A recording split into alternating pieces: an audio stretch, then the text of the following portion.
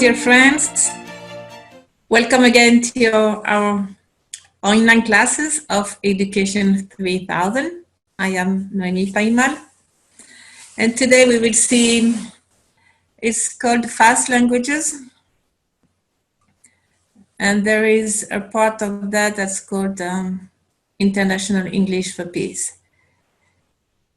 And it takes the same ideas from the previous video, remember NeuroFlash, but it's more complete and it's a package to learn languages. I don't know why languages are sometimes so hard in the school, and it's very easy and it's fun. And you can, and we can, they can learn English very fast for the kids that are under 10 years old. This is the best age to learn any languages, from 0 to 10 years old, because the brain can capture all of the sounds, especially when you're a newborn baby. And then this fades away and you'll just remember the sound of your native languages. The best, really, the capacity of the brain to learn language when you are very little is absolutely amazing. So let's start. So today it's called Fast Languages 3000. We think, what do we think we know? Kids, if they are immersed in the languages and with the right tools, they can easily have all the notions of a language in 2 months.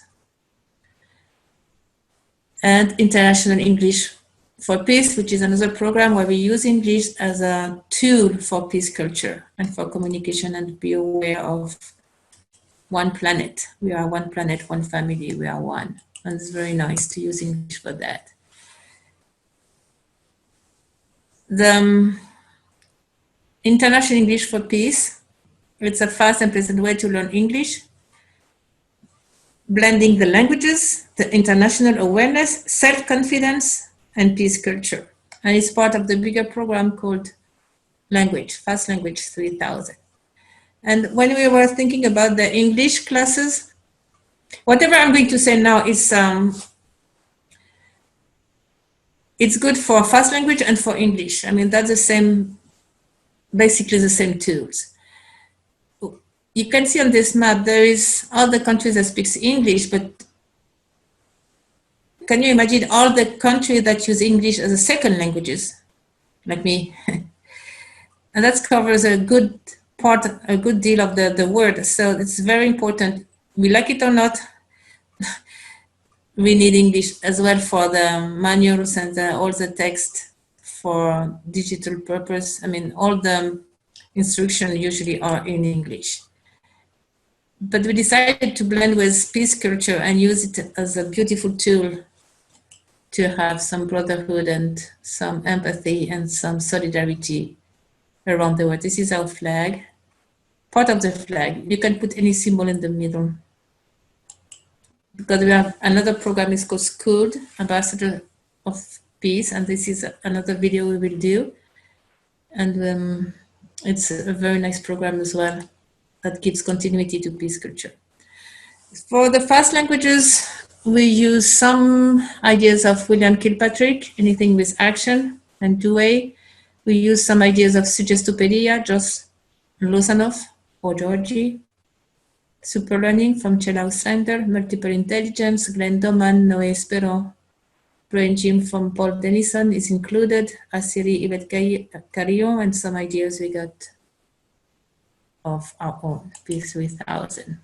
What we want to do is, it's a blend. We use peripheral learning. Peripheral learning is when you are occupied with something else, like you are playing, you are making something, or cooking, or building something, but at the same time you speak the language you want them to learn, or they ask to learn.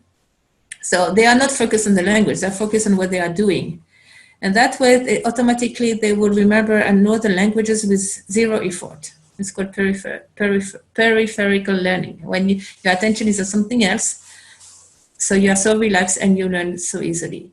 The right brain function and the speed of the right brain, we use that obviously, and to be in alpha waves, meaning it's going to be fun, fast, relaxed, active, and cooperative. Because we put as well a lot of activities for team building, and we use that as well to learn how to be together in team. There is a couple of things here. Some tips. One tip is about self-confidence. The very first thing is self-confidence. How many times I heard some kids say, I'm not at English. I'm so bad with English. I hate English. It's more, I knew one girl who used to say, I hate English, I hate myself, and I hate my country. So from one topic, and it was English in that case, it ended up she hates everybody, and including herself. That was a really disaster. So self-confidence, of course they can. They can express themselves with ease, with no barrier or being shy. It's okay if they answer to you in their own language, and they have to be happy. But that means we have to be happy ourselves. It's very important, the attitude and the atmosphere. That's the first part. Second part, the first part includes zero stress. To learn a language or anything, it has to be zero stress, because we need all the students and ourselves to be in alpha waves. If there is some stress, we go down to beta waves, and you don't learn that fast, and it's not pleasant. Social skills, so we use all the tools to encourage a cooperative activity, games, but it's all together, non-competitive games and peace culture. And no-violent communication is included, and a lot of affection. And we use that, of course, to reinforce geography, history, culture, connect with other culture and with nature. Self-confidence, some tips. I know this video is a little bit long, but I will try to, I think I will do a video actually on that with the children, and it's much easier than try to explain like that, the way I'm doing right now. I think it's not really pedagogic. Self-confidence, amazingly enough, remember we talked about the Fibonacci spiral, you put it on the wall. This is what I have behind me actually, and it helps with concentration for some reason. This is from Suggestopedia, Bulgaria. The golden proportion, everything, the books, everything you have. Preparation of the brain, there is some preparation at the beginning, like I can, I'm good, I like English, I'm good with English. Some exercise with the voice release, Chinese release, some games, activities. We use the 7 colors, so there is some tools with the 7 colors and the rainbow actually, and that's exercise for self-esteem too. The sound, we use do, re, mi, fa, sol, la, si, do, it's another exercise for self-esteem, and a lot of movement, a special movement, neuropsychomotor movement, or the movements that used to re-establish coordination and confidence. For instance, to crawl, to be rolling, or do the warm. There's a couple of exercises that's used specifically for that. Social skills, the cooperative activity,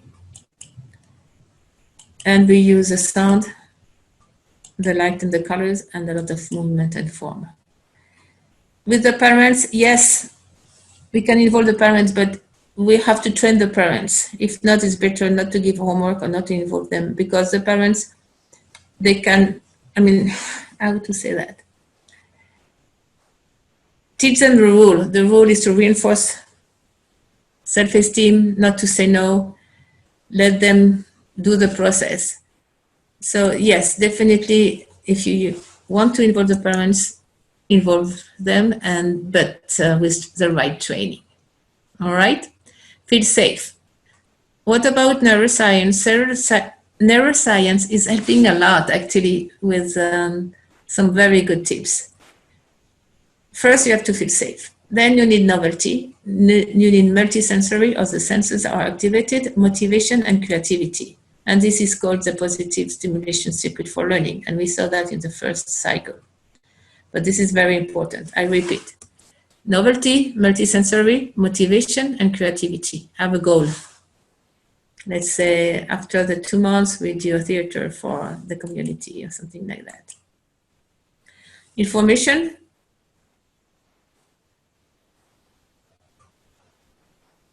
is about that, this novelty, multisensorial approach, motivation and creativity with the right brain. The student that way, they're motivated, they have self-esteem. We work on that, especially at the beginning of each classes. No fear, relaxed. They see the result. We involve the dopamine. They see something concrete. And they have a concrete goal. And the teacher, this is very important. Whoever is with the children, very relaxed, happy ourselves. This is so important. So the atmosphere, everybody is in a good mood, are in a good mood. No shouting, zero shouting, zero shouting. No rewards, no punishment. The speed of the right brain, remember, 1 to 10 million beats per second. And one of the techniques is very good, 40 millions of beats per second. This is huge. We use, of course, all the neurotransmitters as our allies. Remember them. Serotonin, something new. Dopamine, a clear goal. Endorphin, movement, and a lot of activities. Arisina, movement in a rhythm. Acetylcholine, multisensorial creativity project. And oxytocin for the emotional intelligence. And with the movement was a BDNF, brain-derived neurotropic factor. This is from the previous class, but it's good to remember. And then we need all the, look, when in doubt, a lot of movement, a lot of love, and they will learn. This is called Pygmalion effect. We know they will learn. And we use actually some of the techniques of the Refugee Children Program, which I will talk about that in another video. And we combine with the English, International English for Peace. And it works very well. So how we could do a routine out of that, I will try to explain like this. And maybe in the future, I will do a video on that. Let's see the routine. It will be this one. Actually, I have the video. We have to produce them, to do the edition or editing. Yeah, there is some little work to do. The routine. Basically, it will be 5 steps. Preparation, very important, of us, the adult. Some starters for the class at the beginning, especially with self-esteem. Then we build up vocabulary, I will tell you how. Then we do the game and with the peripheral learning and social skill, and the closing. The preparation. The teacher has to be prepared, very relaxed. So we put the Fibonacci on the wall, we put 10 words or so on the wall too, some affirmation and Red Bull on the wall as well. Remember, we use colors. We prepare all the material, everything is ready. Remember, those kids, they are fast. If you spend some time looking for the material or make sure something is working or the projector is working, you lose them. They are so fast. It's better to be 2 person actually. A lot of water to drink because this will help with the brain to make better and faster connection. If possible, a nice smell because this will help with the reptilian brain. It will feel safe. Oh, it's safe here. It smells good. That's how it works. And Pygmalion effect, that I'm convinced all the students are going to make it. I completely feel it. I'm convinced. And this helps a lot. Remember to go back to the video called Pygmalion effect of the first series. This is extremely important. So, okay, we get ready. We are relaxed. If you're in a bad mood or don't feel good this day, it's better you ask a colleague to do the class. Really, I'm serious. And then we start. So there is this is a tool I love to use. First, we receive the children. So you wait for them at the door, and then we look at them in the eyes, or we do a little like slap face, something with each children. It's very fast, but we receive them one by one. And then we ask them, do you want to learn English or whatever language? Remember, this is for English, but it works with all languages. What do you want to learn? Telugu, Japanese? And then they say yes, and whatever language, it doesn't matter. In native language is better, it's stronger. It's called get the yes. Why? Because when they say yes, it's a very subconscious process. They tell their brain and they tell their whole being that they can and want, and they prepare the brain and how to say that? It's like they give the order that they are ready to learn. See, this is something very important. And then we start a lot of movement, especially the movement for coordination of the brain. And then we do the exercise, you can, I can. So we have reinforced, we can do it. And we have this affirmation with the sound, with the colors, and the some tapping routine that I can, English is easy, it's fun. It's like a convince oneself that this language is easy and we can do it. This preparation helps a lot, actually, and it's helped with all the topics and everything in life to get confident and to know you can go through, and it will help them with other issues in life, actually. And when we do that, well, there is a phase 2 when you close your eyes and it's another routine, but that's advanced level. And then 3, we go to the vocabulary. So there is 2 ways of doing fast vocabulary. First, we do the ranging, we do with very strong music, and when they are tired, they love that part because they are not used to lie down, actually. So I repeat, they do the brain gym. Brain gym is all the movement for coordination from Paul Denison. They do the dance very fast with brain gym as well, if possible. Then when they are tired, it will be like 10 minutes of dancing very hard. They lie down and they close their eyes. And then they listen to a bunch of vocabulary and short sentences in 3 tones of voice: women, men, and children. Like, let's say they learn English. Let's say 3, or I am good. So it will be, I am good, like a woman. Then like a man, I am good. And then like a kid, I am good. So they have 3 tones. And on the background, you put some music, if possible, 4x4. So this would just give the rhythm for the brain to receive all this information. And between the sets of words, we pause 1 or 2 seconds. That's all. And then you can have huge quantity of sentences. It can be up to 50. And then they have the second one. Well, you can go in either order.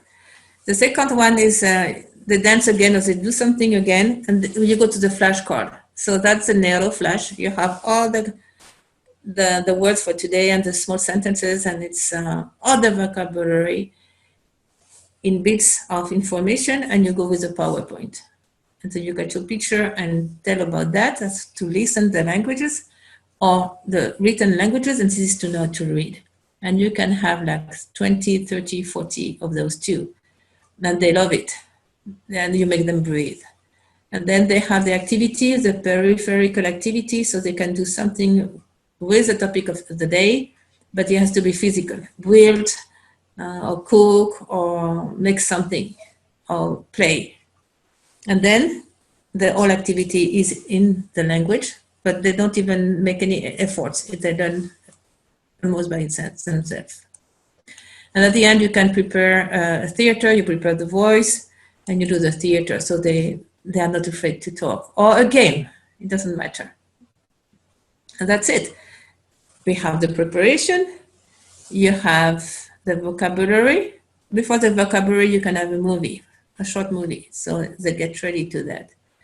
Then we have the games and the social skill, the peripheral learning. And then if you have time, you can put some games with courtesy, politeness, non-violent communication, emotions. If you have a computer, they can have a couple of games, a movie, and at the end of the session. And then you can do a closing. And sometimes they like to spin or to do a final dance. That will be more or less the routine. Train the parents, as I said, and for the teacher, it's better if they are fluent in the two languages. If not, I would suggest two teachers, one in the native language and one in the language you want to teach. Rule of thumb, never say no or this is not correct. Let's say the kid says a sentence, but there is a mistake. Grammatically, it's not correct.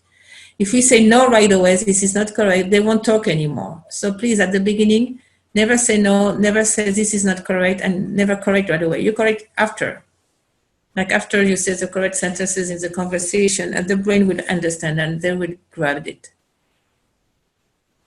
And if they answer in their own language, especially when it's something emotional, or they want to express a feeling, we don't ask all the time, please speak in English. Here we only speak in English, because this will cut down the will to speak English.